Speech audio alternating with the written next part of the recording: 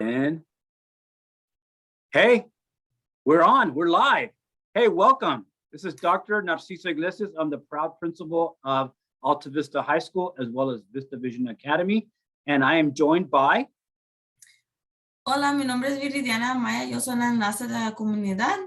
Hi, my name is Viridiana Amaya. I am the community liaison. Y yo también soy el director de la escuela Alta Vista y Vista Vision Academy. Y también hablo un poco de español.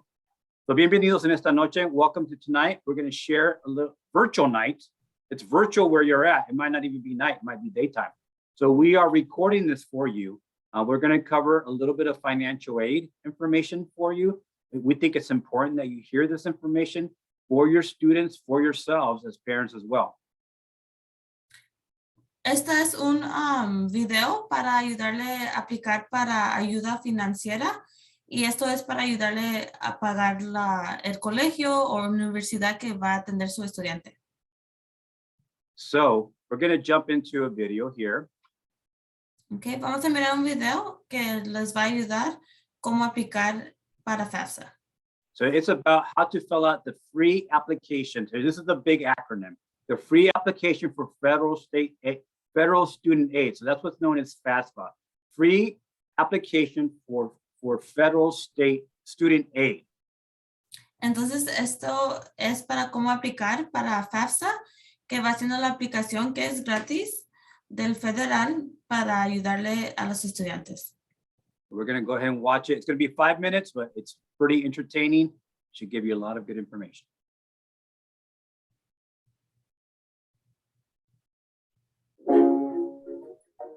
You may have heard the expression, life is not about the destination, but the journey. Well, getting an education is an important part of that journey, and you can get money to help you pay for it. Each year, billions of dollars become available through the free application for federal student aid form, known as the FAFSA form. Just fill it out. The application offers access to federal student aid, grants, loans, work-study funds. States and schools also use the FAFSA form to distribute their own grants and scholarships. Wherever you get the FAFSA form, we post the FAFSA form on October 1st for the next school year. It's available at FAFSA.gov in both English and Spanish. You can also fill out the FAFSA form on the My Student Aid mobile app. So let's get started. You'll need your Social Security number, alien registration number if you're not a U.S. citizen, and possibly your federal income tax return, W-2s, and other records to show money earned. You may be able to take advantage of the Internal Revenue Service data retrieval tool. This tool lets you securely transfer information from the federal tax return to the FAFSA form, so you can complete the FAFSA form more quickly. In addition, we recommend creating an FSA ID, which is your account username and password. Once you fill out the online application, you can electronically sign it with your unique FSA ID. You can also use your FSA ID to access the My Student Aid mobile app, sign loan contracts, and access certain information online. Your FSA ID is your digital signature. Create your own only once. Parents and students should keep their FSA ID separate. Why? The FSA ID is a legal signature. Shouldn't we share? Sharing it may result in unauthorized changes to your account, or it may delay your financial aid. Plus, you'll need your FSA ID to renew your FAFSA form each year. So, protect your information by making your FSA ID your own and keep it safe and secure. Your FAFSA form has 3 sets of questions to answer. Personal information, which includes your name, email address, marital status, and schools you're interested in. Financial information, such as your income and assets. Certain personal and financial information about your legal parents if you're a dependent student. Not sure about your dependency status? Visit studentaid.gov/dependency to find out who must provide parent information on the FAFSA form. Also, learn what to do if you live with only one parent or you aren't in contact with your parents. You can also ask the financial aid staff at your college or career school for help figuring this out. Since colleges and career schools use the FAFSA form to consider you for financial aid programs, the form asks you to list all the schools you are considering. Be sure to list a school even if you haven't applied for school or received an acceptance letter. You can always go back and update the list later if needed. One great feature of the FAFSA form is that it may let you skip some questions that don't pertain to you. And if you're not sure how to answer a question, you can chat with a knowledgeable agent on our Contact Center webpage. Submitting your application online. Remember, if you are a dependent student, your parent must use his or her own FSA ID to sign the form as well. Submitting your FAFSA application online is often the fastest and easiest option, but you can also fill out the PDF version, which you can print out and drop in the mail. Submit the form in the My Student Aid mobile app, or ask your college or career school to submit the FAFSA form for you. If you provided an email address and submitted your form online, you'll receive an email within a few days. It will let you know you processed your application. Once we process it, an administrator from each school that was on the form and that has accepted you for admission will contact you to let you know what aid you're eligible for at the school. Congrats, you're one step closer to getting money for school and starting one of life's most exciting journeys. For more helpful resources on eligibility, deadlines, and items you'll need to fill out the FAFSA form, visit studentaid.gov.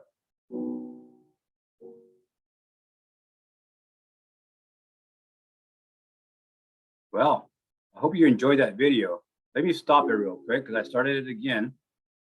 Let me exit out. That was a lot of information.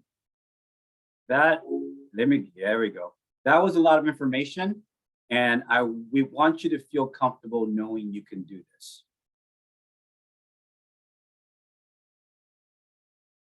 You're muted.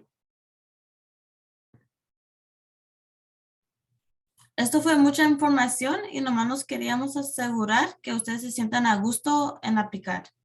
I wanted to review a couple things that I heard. I know that for me, it was a huge step when I took that step to do the FAFSA when I was in college, because I did delay that process. Nomás quería revisar unas cosas que yo oí, porque cuando yo tomé esa decisión de aplicar para FAFSA, era un paso muy grande para mí. So and the reason why it was a big step for me was because that one question about my parents' income, that type of information, that seems pretty scary. But, you know, I took that step and I ended up working with somebody, and being able to put information in there was not as hard as I thought. Y la razón que era un gran paso para mí era porque yo necesitaba la información de los ingresos de mis padres, y entonces eso era algo muy que me hacía nervioso, pero afortunadamente yo tuve a alguien que me pudo ayudar a poner esa información en mi aplicación, y fue algo más fácil. Yeah, and the other thing that I heard that sounds scary is you get this new ID, you get this ID number that kind of gives you your new identity. Again, it sounds scary, like you got to take care of it, you got to secure it, and it means a lot because you're able to get in the future like scholarships and grants, and then if you need to get loans, that ID number is important. So I know that sounds scary, but again, it's very easy. You do get it and you do take care of it. Otra razón era porque te dan un nuevo ID, que es algo que también me pone muy nervioso porque es una nueva identidad, que nos dicen que nos tenemos que asegurar que no lo compartemos, que lo cuidemos, pero es algo muy fácil y al último uno sí lo cuida. So let's move on the slide. So thank you for listening to me explain that, because I know I was a little bit older. I was actually going to Palomar College when I did that. When I did the FAFSA, and it took me some courage because I thought it was hard, but once I did it, it was pretty easy, and somebody, you know, there's always somebody there to help. Nomás les quería decir gracias por oírme por eso, nomás porque yo era algo muy difícil para mí, pero después era algo que yo estaba contento que yo hice esos pasos para tomar esta decisión de aplicar. So let me review this slide with you. So it's a myth. Everything you're reading on here is a myth. So let me go ahead and say that. So number one, applying for FAFSA will hurt my credit. Again, it's a myth. Number two, I need a social security number in order to apply. myth. Number 3, my student can't apply because I don't have, it was a scary one for me, have not filed taxes, myth. Number 4, my information will be given to the immigration, myth. Number 5, I will need to pay back what is awarded to me. That's a myth. También quería decirles unas cosas que dicen de FAFSA que no son verdades. Y unas de esas, si aplicamos para FAFSA, eso va a doler mi crédito. Eso no es cierto. Yo necesito un seguro social para aplicar. También no es cierto. Mi estudiante no puede aplicar porque yo no hice mis taxes. Eso también no es verdad. Mi información se lo darán a la migra. Eso no es verdad. Y yo tendré que pagar todo lo que me den a mí de dinero. Y también eso no es verdad. So yeah, so that's why we're talking about this, because number 5, man, I got a lot of different grants and scholarships that I never had to pay back. It's free money for students to go to college. Y estoy contento que estamos hablando de esto porque a mí me dieron muchas becas y dinero para ayudarme a pagar por mis estudios y yo no tuve que pagar nada de eso para atrás. All right, so let's move on here. So before signing up, you have to have a personal email. So this is something we've taught all our students. You should have an email, even our parents. Make sure it's an appropriate email address. And I know some of you guys like to play and create, silly names or fun names. Remember, it needs to be appropriate because you want to move into your new life. You're going to college, new career possibilities. So current school email will not be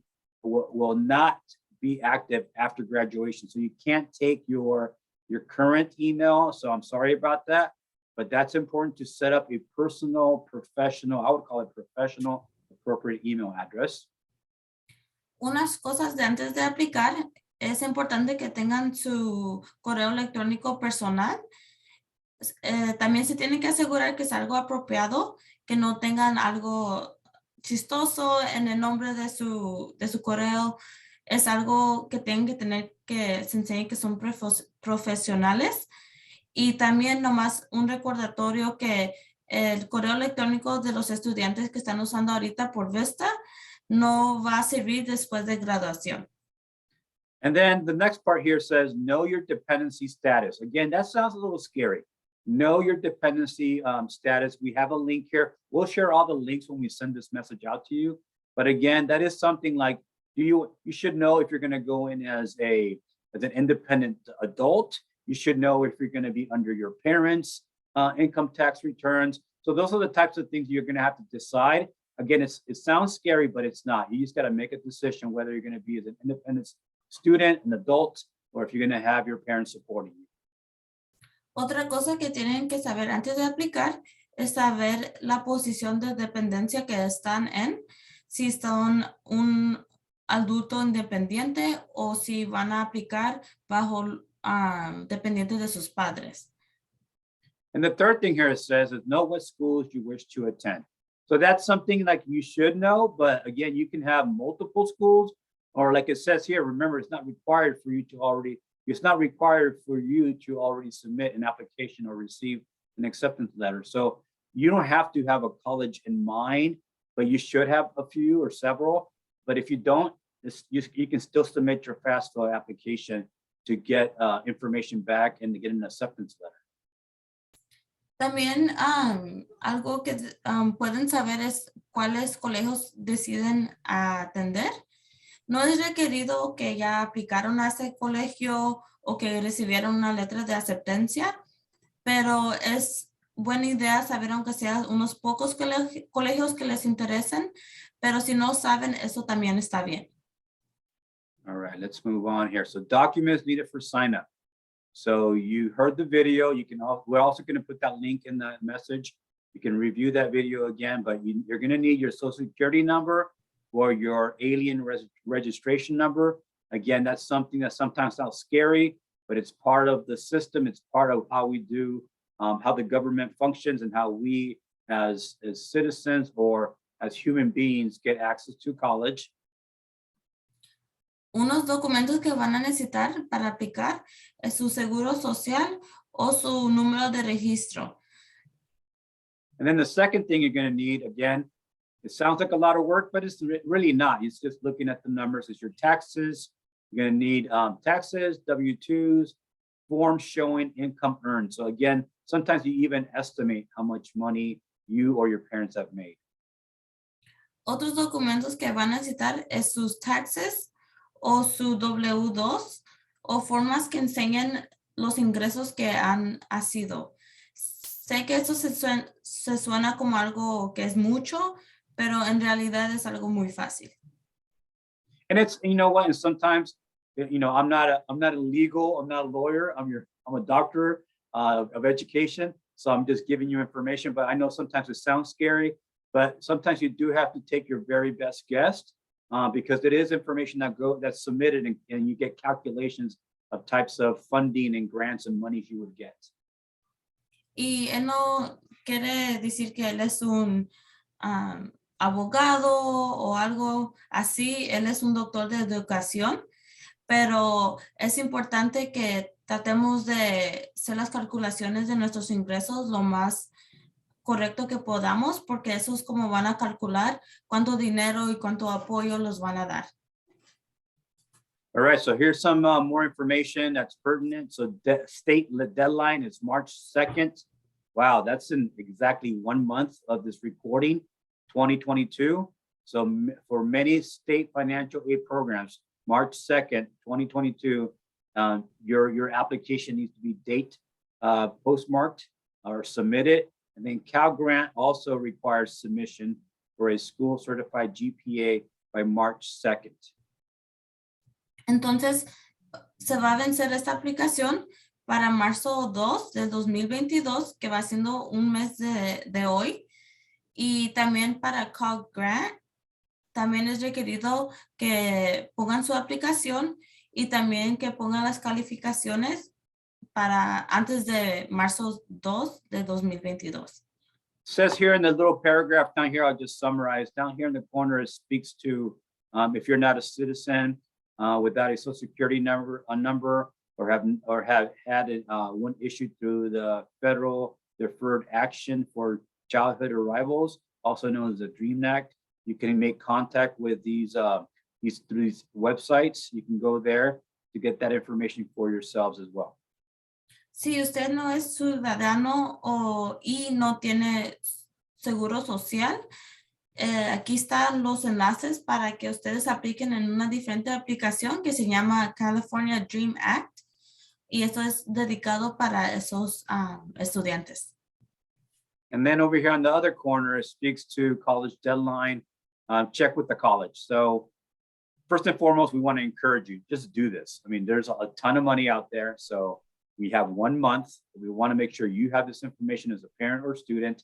And then of course, if you have a college that you already have in mind, check with the college, visit the website to make sure you know the school's deadlines, because sometimes it's a different window. So you do want to check on that, okay? Otra cosa es importante que chequen sus colegios para mirar cuándo se vencen las aplicaciones en los colegios. A veces son diferentes, un poquito diferentes de los demás. Entonces es muy importante que chequen su sitio para mirar cuáles son los tiempos para hacer esas aplicaciones. And then I don't know why they have this one listed, but it's pretty cool because I went to Palomar College. So there's an example of Palomar College Federal Code. You know, again, that's another scary thing. Like, what the heck? What are these codes? Do schools have codes? Yeah, every school has a school code, even high school. And they'll ask you that. What school are you coming from? Sometimes they'll ask you your code. Don't be scared. That's just a simple number. Everybody that works in the school knows about it. We'll give it to you. But here's an example of Palomar College's code. Aquí está un ejemplo del código de Palomar College. Y este código nomás es para ayudarles cuando estén buscando una escuela en la aplicación. Y este es nomás un ejemplo. Pero también pueden buscar la escuela que deciden aplicar con el FAFSA por el nombre. All right, students. So your responsibilities are, so here you go. I mean, I know this is we don't want to scare you, but it is a responsibility and we want you to do it. So we're encouraging you. So you're responsible for applying for federal state aid if interested. And again, this is free money. You can go to college and pay for it completely, like I did in the beginning. I went and I paid. I went to work. I would work at night. I would work in the morning. I would go to school in the morning or night, depending on when I work. So again, this is for free money. So if you're interested, so again, I'll pause there so you can translate. Esas son responsabilidades del estudiante. Claro, pueden ustedes también pagar por el colegio, pero con esta aplicación van a aplicar para dinero gratis, que es más mejor. Y el estudiante va a ser responsable para aplicar para este apoyo financiero. So number two says complete all required forms accurately and submit them on time to the proper place. El número 2 dice complete todas las formas requeridos y también asegurarse que los pongan y los entreguen al correcto parte. You must keep personal financial aid records. Tienen que cuidar sus récords financieros. And then it says reading, understanding, and complying with the information that appears on all the forms that students sign. Y todas las formas que firmen los estudiantes, asegurarse que lo lean, los comprenden y también que van a seguir las reglas de toda la información que sale en la forma. And then reading and understanding the published satisfactory academic progress policy for aid recipients. Again, this sounds scary, but basically what this means is, yeah, you're entering into an agreement. You're going to get either a grant or you're going to get a scholarship or you're going to get a loan. But this is basically saying, it's kind of like a promise to yourself or to the school that you're going to understand, that promise or contract, and you're going to move forward as one that receives that funding. También lo que tienen que hacer es leer y comprender que tienen que tener un progreso académico que sea satisfecha, y esto es parte de las pólizas para los estudiantes que están recibiendo esta ayuda financiera. And then reading and understanding the school's return to Title IV fund policies. Again, this information, I know it sounds scary when you read it, like what the heck is Title IV? But it's just the type of funding that you receive being part of a school, but you have to understand the policies. Y también algo que es importante es leer y comprender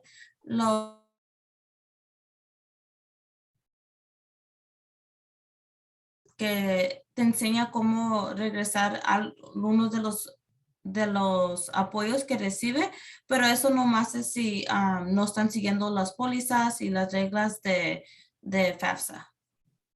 And then the last place there says reporting changes in name, post mailing address, email, phone number to the financial aid office. Y el último es reportando cualquier cambio de su nombre, de su correo electrónico o de su número de teléfono a la oficina de ayuda financiera. And then we're not going to go through all this in detail, but we spoke about knowing the policies. You are entering a contract. So this particular slide speaks to Title IV aid programs and other sources of aid. And so one that's spoken here is the federal Pell Grant. Again, it's a type of funding or award that you get based on your family's contribution or expected family contribution. So this is an example. There's another one back down at the bottom there that speaks to Teach Grant. Is another financial need. If you have financial need, it's for those students that are intending to go into teaching, for example. So you can get money for trying to become a teacher. So that's awesome. And then at the bottom there's campus-based programs. So each college has certain programs for you. Again, and that's an example of Title IV aid programs. Otros programas que vamos a discutir aquí, no lo vamos a discutir muy en detalle, pero nomás los queríamos a saber a ustedes.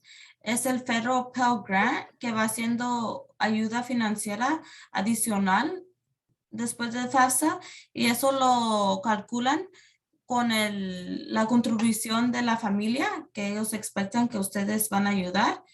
Y el otro apoyo es Teach Grant, que es especialmente para los estudiantes que están yendo a la escuela para ser maestros o maestras. El tercero son programas que dependen de cada escuela.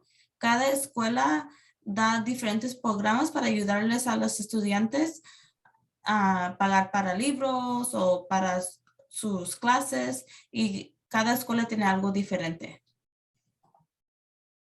All right, so here's the process summary. So this is pretty detailed. So typically the students' FAFSA data is processed by CPS, and this one stands for Central Processing System.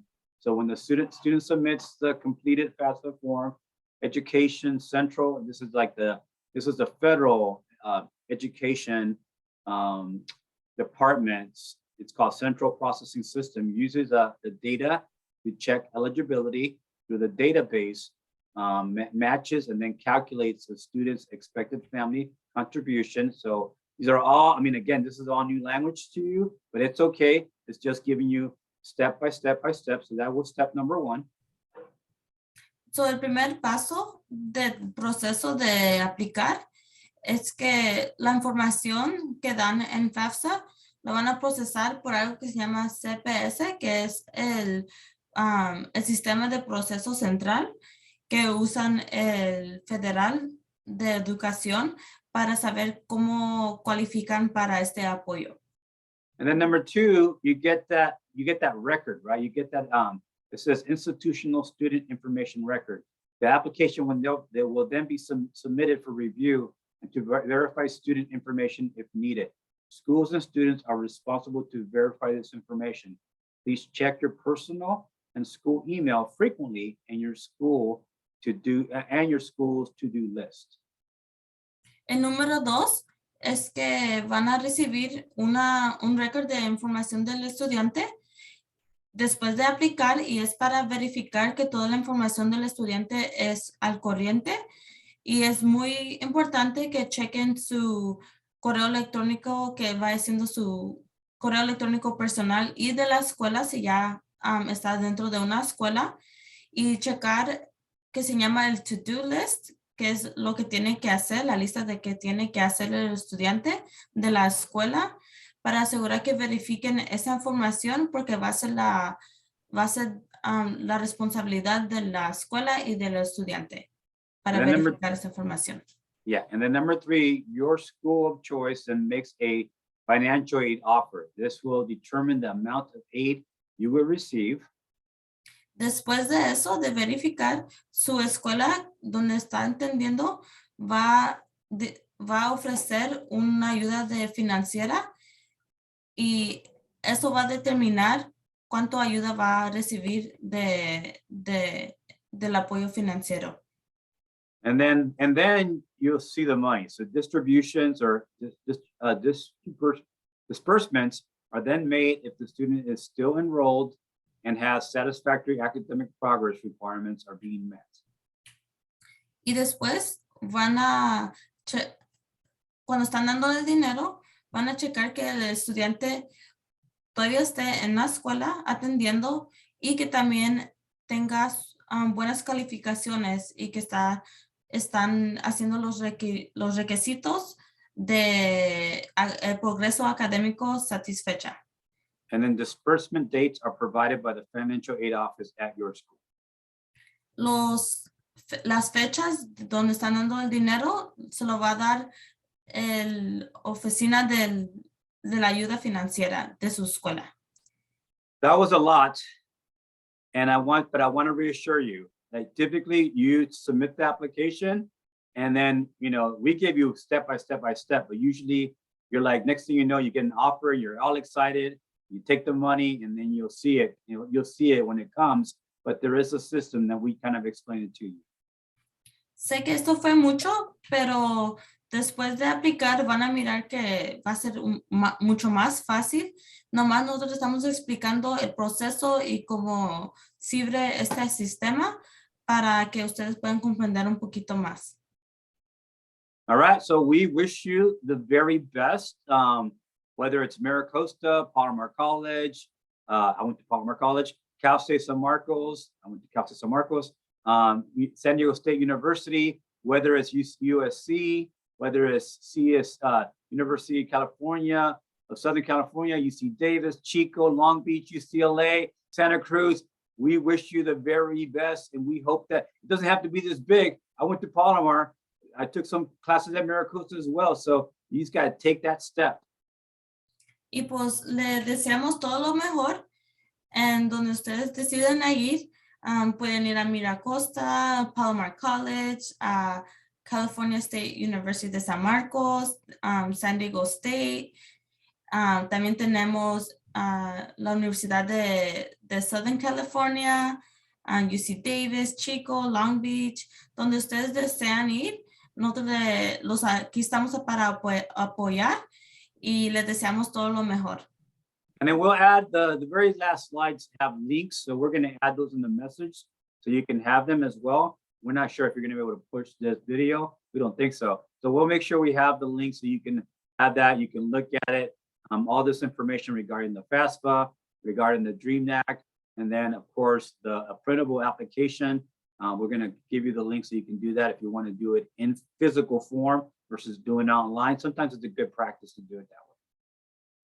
Entonces nosotros lo que vamos a hacer es vamos a agregar estos enlaces en nuestro mensaje porque no pueden presionar estos enlaces en el video, pero vamos a agregar estos enlaces que va siendo para FAFSA y también para el DREAM Act aplicación. Y también vamos a agregar el enlace para la aplicación física por si es algo que usted desea y prefiere. Y también pueden usar esta aplicación física como práctica antes de aplicar en línea. All right, well, we want to thank you for being here tonight. Let me go ahead and stop that page, that slideshow. So thank you for being here tonight. We appreciate you. It might be daytime. Actually, thank you for being here virtually. We appreciate you. Muchas gracias por acompañarnos y por estar aquí virtualmente. Y pues muchas gracias y les deseamos lo mejor. Good night. Goodbye.